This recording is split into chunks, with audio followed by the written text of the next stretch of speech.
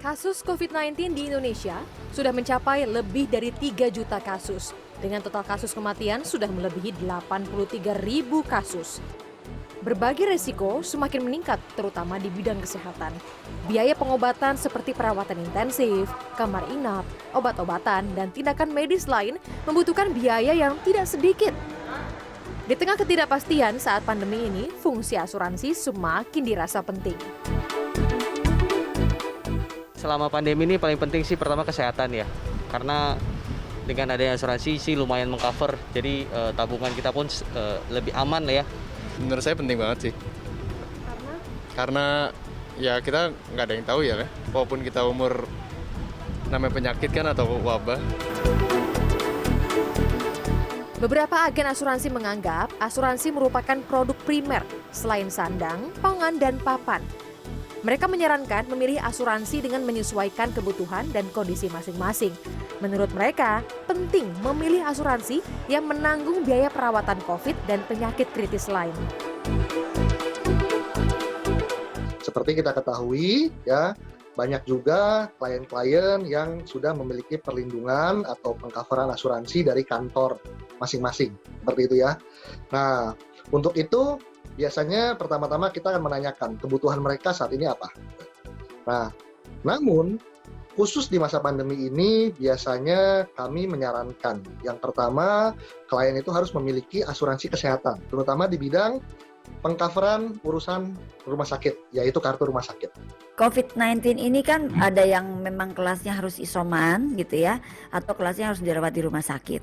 Nah, kartu rumah sakit yang bagus itu adalah better, dia bisa mengcover sampai isoman pun dijamin.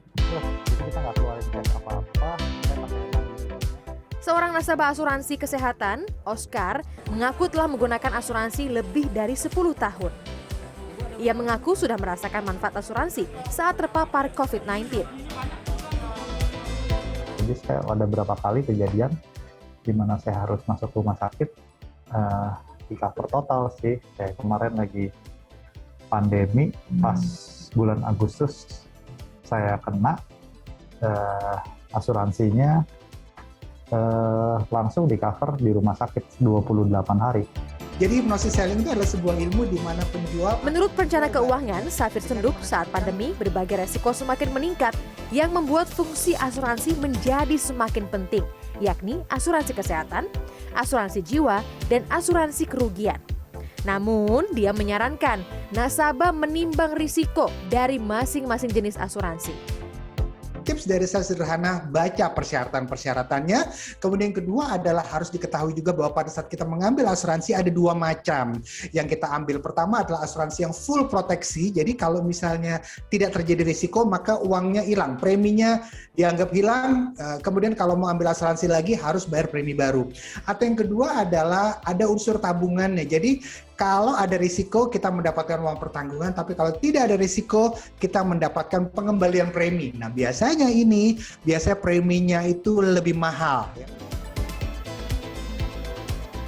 Safir mengatakan penggunaan asuransi perlu diiringi dengan pengelolaan keuangan secara bijak. Saat pandemi, kita perlu berhemat dengan cermat mengatur pengeluaran berdasarkan prioritas dan kebutuhan yang mendesak. Syifa Hanifah, Galuh Prestisa, Jakarta.